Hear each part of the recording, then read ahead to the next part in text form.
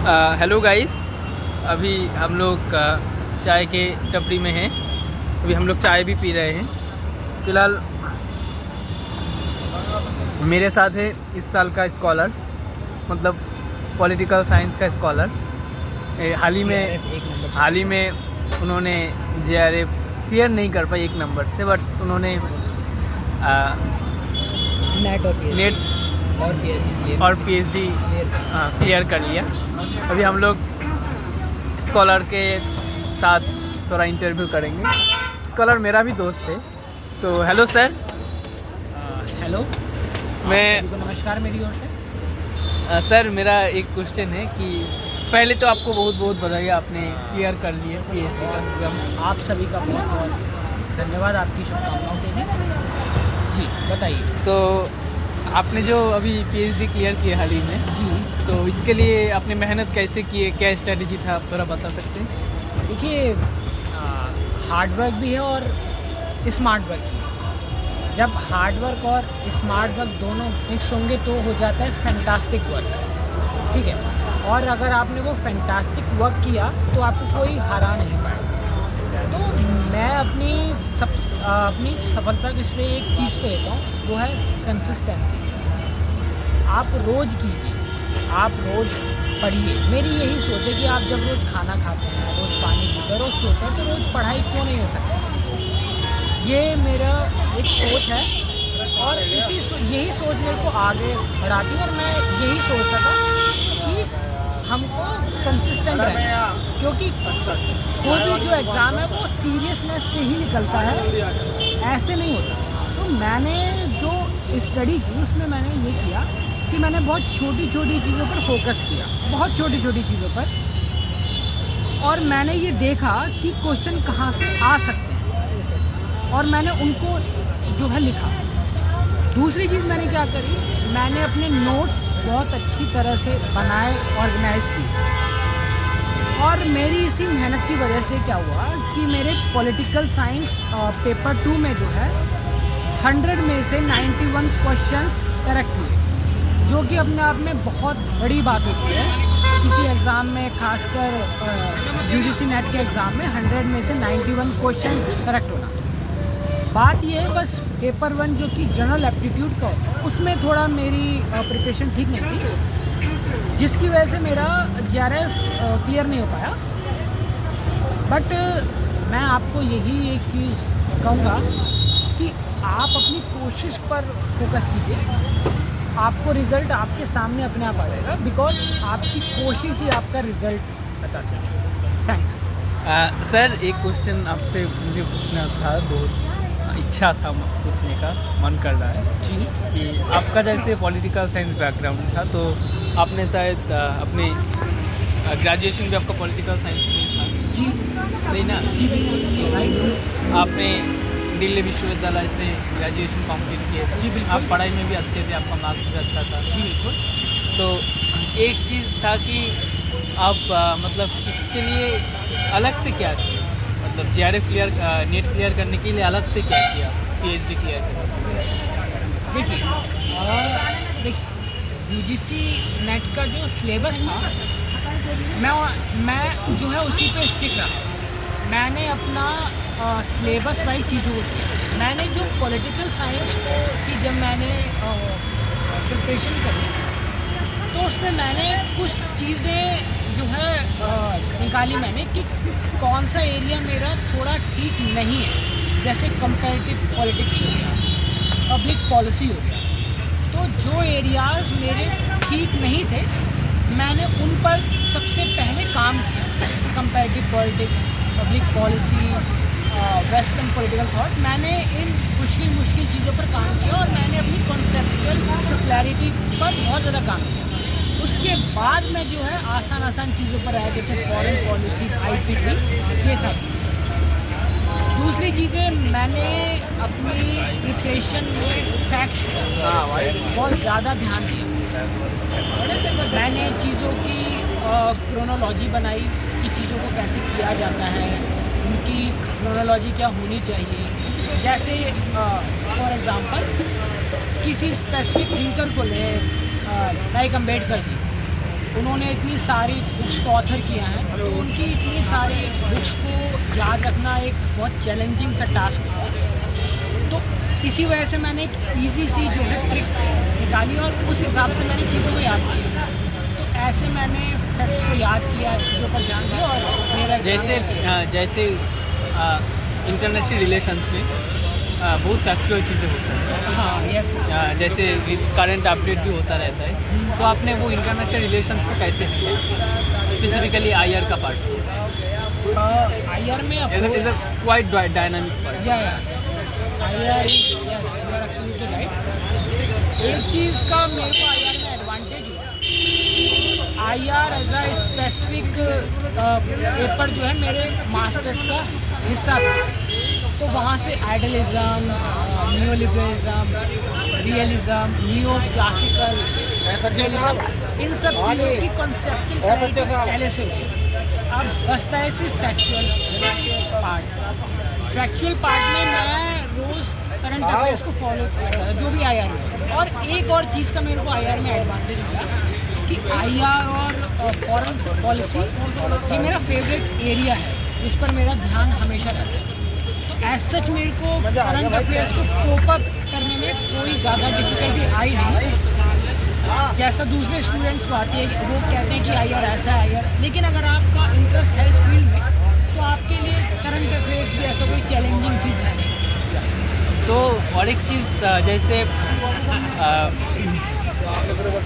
Western political thoughts हो गया, western political thoughts में थिंकर स्पेसिफिक क्या रखा है सिलेबस में जी, जैसे प्लेटो हो गया, एरिस्टोटल हो गया, मैकियावेली हो गया। आपने इस थिंकर्स को कैसे हैंडल किया? लाइक आपने स्पेसिफिक नोट्स बनाए थे क्या, सिर्फ you have read from the main sources? Okay, अगर मैं बात करूँ वेस्टर्न पॉलिटिकल थॉट्स की या आप western political thoughts, Indian political thoughts दोनों को ही बताइए। ओके, थिंकर्स का part. Okay. When I was preparing for my CUT exam, तो वहाँ पर मैंने एंट्रेंस एग्ज़ाम दिया था मास्टर्स में एडमिशन। तो वहाँ पे मेरे को प्लेटो, एरिस्टोटल, मैकियावेली, इन सब थिंकर्स की एकदम कंसेप्चुअल क्लैरिटी, ठीक है। You want to thanks Krishna sir? Yes, absolutely sir. अगर आप इस वीडियो को देख रहे हैं तो मैं आपको तहे दिल से आभार देना चाहूँगा कि आपकी वजह से वेस्टर्न पॉलिटिकल थॉट में मेरे को बहुत ज़्यादा thanks to Krishna sir. Yes yes, thanks to you sir. दूसरी चीज़ आती है फैक्ट्स। अब इसमें भी फैक्ट्स को हर जगह, तो मैंने नेट एग्ज़ाम में ये देखा कि थिंकर्स में क्वेश्चंस ऐसे आते हैं कि फिलोसफर किंग का आइडिया कौन सी बुक में था। लाइफ को लेकर क्वेश्चंस आ जाते हैं कि एरिस्टोटल ने अपनी एकेडमी कहाँ पर और कौन से ईयर में स्टार्ट करी, उसकी एकेडमी का नाम से बहुत पूछता है। यस, उसकी एकेडमी का नाम क्या था, उनकी लाइफ के इंसिडेंट्स जो है उनको लगाना था क्रोनोलॉजी में, लगाना था उनकी बुक्स को लगाना था क्रोनोलॉजी में। तो नेट में इन सब डीप चीज़ों में तो मैंने क्या किया, मैंने सभी थिंकर्स की जो है एक डिफरेंट पेज पर जो है उनके बारे में मैंने फैक्चुअल इन्फो लिखी, खासकर उनकी बुक्स लिखी, उनके लाइफ के इंसिडेंट्स को मैंने क्रोनोलॉजी में लगाया। ये सारी मैंने चीज़ें करी और मैं जो है उनको डेली बेसिस पर देखता था, क्योंकि चीज़ों को एक बार देखने से नहीं होता, उनको कॉन्शियसनेस में रखने के लिए उनको जो है रिवीजन चाहिए। तो यूजीसी नेट में जब इतना डीप से पूछते हैं तो मैंने भी बहुत डीप से जाकर पढ़ाई करी, और कभी जब मौका मिलेगा तो मैं आपको अपने नोट्स दिखाऊंगा। उसमें मैंने एक ऑर्गेनाइज्ड वे में सारे थिंकर्स, उनकी लाइफ इंसिडेंट, उनकी बुक्स, ये सारी चीज़ और आइडियाज़, ये सब मैंने अच्छे से। दीपांशु जी, आपसे और एक सवाल मुझे पूछना था। जैसे कंपैरेटिव पॉलिटिक्स एक चैलेंजिंग पार्ट है। कंपैरेटिव चैलेंज, जैसे इसका कोई कंसोलिडेटेड रिसोर्सेज नहीं होता है, स्टार्ट होता है बहुत ज़्यादा चीज़ें, जैसे कंट्री स्पेसिफिक चीज़ें भी होता है, जैसे इसका कॉन्स्टिट्यूशन के साथ इस कंट्री का कॉन्स्टिट्यूशन का एक तरीके से कंपैरिजन हो गया। तो आपने इस कंपैरेटिव पॉलिटिक्स के पार्ट को कैसे हैंडल किया? जी, अब देखिए आजकल आईसीटी का एरा है, तो Those who don't know what is ICT, ICT is Information and Communication Technology. Yeah. Basically internet. या यस, तो आईसीटी के ज़माने में एजुकेशन भी एक बिज़नेस है टाइप। तो बहुत सारे कोचिंग इंस्टीट्यूट्स होते हैं जो स्पेसिफिक टॉपिक्स को लेकर वीडियोस बनाते हैं। तो किसी कोचिंग इंस्टीट्यूट से जुड़ने से अच्छा मैंने क्या किया, अलग अलग कोचिंग इंस्टीट्यूट्स के अलग अलग आप थोड़ा बता सकते हो नाम, मतलब कहाँ कहाँ से आपने क्या क्या कलेक्ट किया? बायजूस, लाइक बायजूस, अन अकेडमी, फिज़िक्स वाला, इन सब से जो है मैंने अलग अलग स्पेसिफिकली कंपेरेटिव पॉलिटिक्स में उन लोगों का जो बेसिकली सिविल सर्विसेज का जो पार्ट होता है नो उससे no no they have a separate UGC YouTube net. Channel for UGC. So guys, like those who want to get competitive politics resources, you can reach out for the coaching materials like Byju's, Unacademy, Physics wala. They have consolidated materials for UGC net, so you can go and check out for the resources from their particular websites. And मैंने coaching institute जो है, बहुत सारे coaching institutes हैं, वो classes की PDF भी आपको प्रोवाइड कराते हैं। तो ये भी एक आपके पास एडवांटेज है। ऐसा नहीं है कि आपको जो है आप लिखेंगे तो आपको बस मिल जाएगा, क्योंकि यूट्यूब पर बहुत सारी जो है वीडियोस होती है, लेकिन कौन उसमें क्वालिटी से पढ़ा रहा है ये भी देखना ज़रूरी होता है। तो आपको इंटेंस सर्च करना पड़ेगा कि कौन सा जो टीचर है यूट्यूब पर आपको अच्छा पढ़ा, आपको सिर्फ उसको ही फॉलो। अच्छा दीपांशु जी, जैसे कॉम्पिटिटिव पॉलिटिक्स के लिए बहुत सारे लोग जेसी जोहरी का बुक को फॉलो करने के लिए बोलते, तो आपको इसमें क्या लगता है जेसी जोहरी का बुक कितना इफेक्टिव है कॉम्पिटिटिव पॉलिटिक्स के लिए for UGC NET? I think J C Johari की जो किताब है वो आपके लिए बहुत हेल्पफुल हो सकती है, अगर आपको एकदम एब्सोल्यूट क्लैरिटी चाहिए चीज़ों को लेकर और टॉपिक्स को लेकर। बिकॉज जेसी जौहरी में जो है आप देखेंगे कि यूजीसी नेट का जो एग्ज़ाम है उसमें ऐसे कंपेरेटिव पॉलिटिक्स में पार्ट्स हैं, जैसे एनजीओज़ हो गया, सिविल सोसाइटीज़ हो गया, new social movement, old social movement, वो सारा जेसी जौहरी का पार्ट है। अगर फॉर कंसेप्चुअल क्लैरिटी आप जेसी जौहरी को रेफर करते हैं तो his book is quite good and excellent. तो yes, J C Johari is good. So basically, have you referred J C Johari, आपने फॉलो किए थे J C Johari? Yes For some part. Yeah, for some parts. Not all the book. No. Like मैंने उनको follow किया for कौन से parts के लिए बोल दीजिए एक बार? for political regimes. Political regimes. Just guys, you can just write it down कि which parts you can follow from JC Johri. Yeah, civil societies, NGO, new social movement, old social movement, nationalism, approaches of comparative politics. That's the main part that I followed from him. तो ये मैंने specific parts को target किया। The next part is Indian Constitution. Yeah. So from where you referred Indian Constitution? Like have you conventionally followed M Laxmikant? आपने जैसे सब कोई follow करते हैं M लक्ष्मीकांत की बुक, आपने भी ऐसे फॉलो किए थे क्या? आपने थोड़ा डीप में जाके कोई जैसे हो गया कुछ जैसे एकेडमिक स्पेसिफिक बुक्स हो गया, आपने वो सब को भी फॉलो किए थे? देखिए, जहाँ तक बात रही लक्ष्मीकांत की, तो मैंने आज तक उसको रेफर किया नहीं ऑनेस्टली। मैंने So guys, Laxmikanth is not the only source. या लक्ष्मीकांत को आज तक मैंने रेफर किया नहीं है। मैंने अगेन मैं जो है कृष्णा सर को थैंक्स बोलना चाहूँगा, क्योंकि ग्रेजुएशन के फर्स्ट सेमेस्टर में उन्होंने कॉन्स्टिट्यूशन वाला पेपर उनको पढ़ाया था, उससे जो मैंने नोट्स बनाए आधी हेल्प तो उनसे हो गई।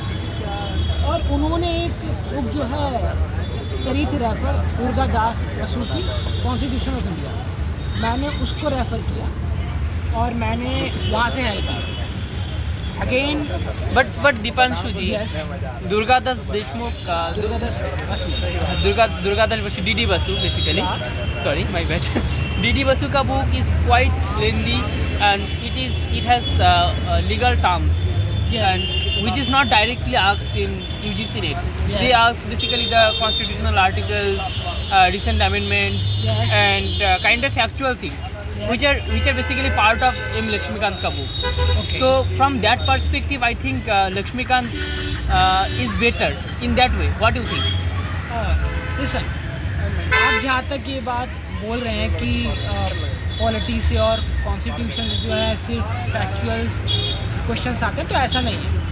अब यूजीसी नेट जो है कंसेप्चुअल बेस्ड क्वेश्चन भी देता है यूजीसी नेट में, तो उसके लिए अगर कंसेप्चुअल बेस्ड वो क्वेश्चन दे रहा है और वो आने लग गए हैं, तो लेंदी तो है दुर्गादास बसु, लेकिन आपको कंसेप्चुअल क्लैरिटी उससे हो जाए। और मेरी मानिए तो आप उसको ही जो है कीजिए रेफर, क्योंकि वहाँ से अगर आप नोट्स बनाएंगे तो आपकी वहाँ से कुछ चीज़ छूटेगी नहीं। Basically guys, you will get huge help from DD Basu ka book, but you need to make some effort to make notes out of it, and its language is quite tough and you have to may reach out for dictionary and all, but it is beneficial for the long term. No, language की अगर बात की जाए तो अगर आपको ठीक ठाक इंग्लिश भी आती है तो आप उनकी तो दुर्गादास बसु की जो किताब है आप उसकी लैंग्वेज को आसानी से समझ जाए।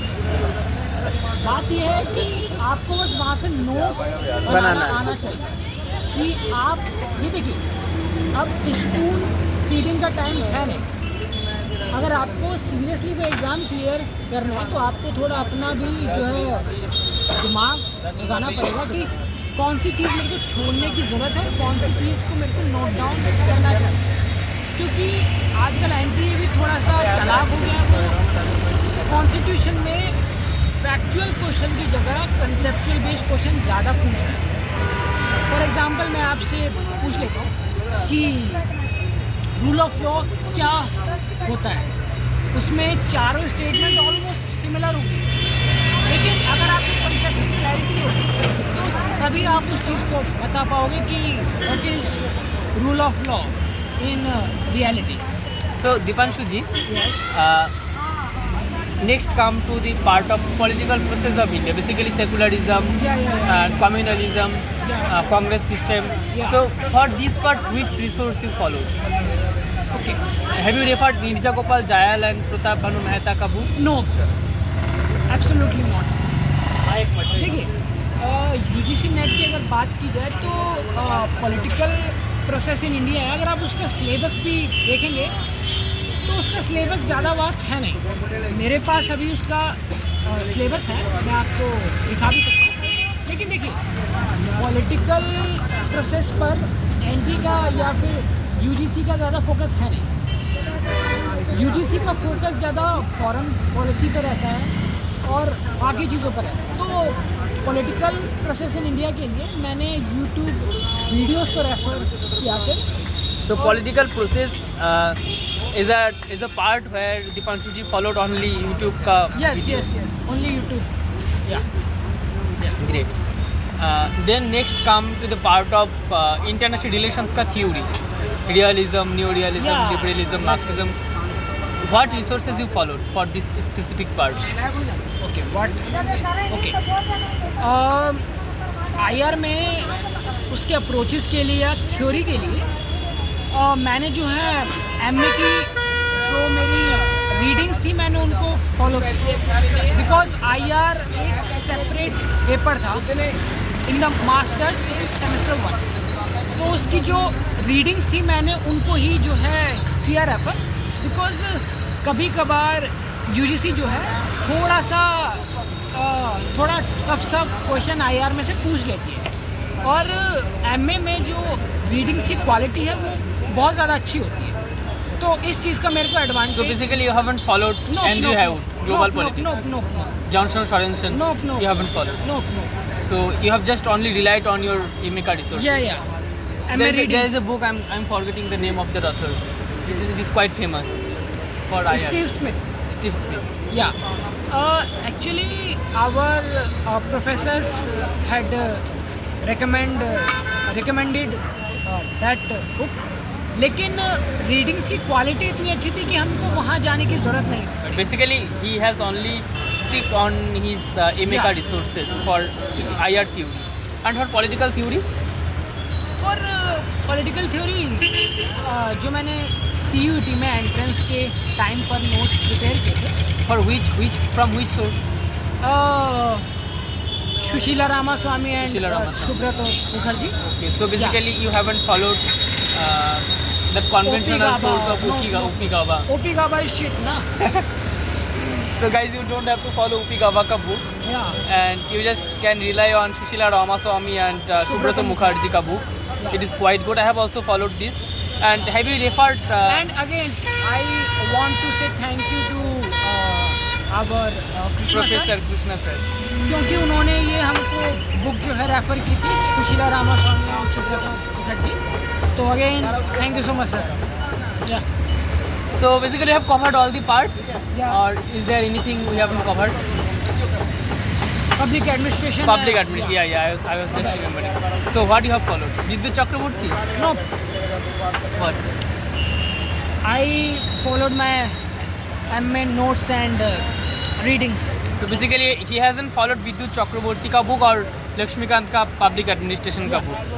He has only sticked on his. या क्योंकि अगर पब्लिक एडमिनिस्ट्रेशन की बात की जाए तो अगर हम उसकी कॉन्सेप्चुअल स्टडी भी करने जाएंगे तो वहाँ पे कॉन्सेप्ट्स को समझना इतना मुश्किल है नहीं, क्योंकि Basically, some theories, Yeah. some concepts which are there. Elton Mayo का ह्यूमन अप्रोच अलग है, टेलर का साइंटिफिक अप्रोच अलग है, पेस्टर बर्नार्ड का मैनेजमेंट का अलग है. ये सारी चीज़ें तो फैक्चुअल इंफॉर्मेशन और कंसेप्चुअल चीज़ें वहाँ से ज़्यादा पूछी जाती हैं. तो कॉन्सेप्ट को पब्लिक एडमिनिस्ट्रेशन में क्लियर करना कोई मुश्किल चीज़ नहीं है, बहुत आसान से है. अगर मैं अपने एक्सपीरियंस से बात करूँ. या So basically, I have covered all the parts. Yes. So guys, it started with some funny moments, Yeah. but it ended up with some serious conversation. One more thing. देखिए, अगर आपको UGC नेट एग्ज़ाम क्लियर करना है तो एक चीज़ का आप सब ख्याल रखिए कि लोग हवा बनाते हैं कि ये एग्ज़ाम इतना मुश्किल है, ये एग्ज़ाम ऐसा है. ख़ासकर जो जनरल वाले स्टूडेंट्स होते हैं वो ये कहते हैं कि हमारे लोग के चांसेस हैं. ऐसा नहीं है. अगर आप UGC नेट के एग्ज़ाम में सीरियसली पढ़ते हैं, अपने सीरियस एफर्ट्स डालते हैं, तो आप आउट ऑफ 300 240 मार्क्स आराम से score. Listen, one thing, he got 91 correct out of Yes, 100. yes. So it is actually huge yes. from that perspective also. Yeah, and the level of questions that UGC usually asks are not very. Basically, okay. if you remain 6 months for this phase and you study not exactly 6 months. 3 months is sufficient. 3 months, but you have to study daily. Yeah. You have to study Be consistent in your consistent studies. study. You have to update current affairs. Yeah. You have to study and revise all the points what you study. Yes. Western political thought, Indian political thought, their theories, their many sub parts. But Yes. UGC NET also asks for what I know. आपको छोटी छोटी चीज़ों पर focus करना होगा, क्योंकि question छोटी छोटी चीज़ों से ही आते हैं. Factual things you have to basically refer on. Yes. So Dipanshu ji, thank you so much. Yeah, thank it you. was really a great. Thank you for having me here. Yes. Okay, bye. So our chai ka tapri was great. Yeah. Thank you guys. Bye. Thanks.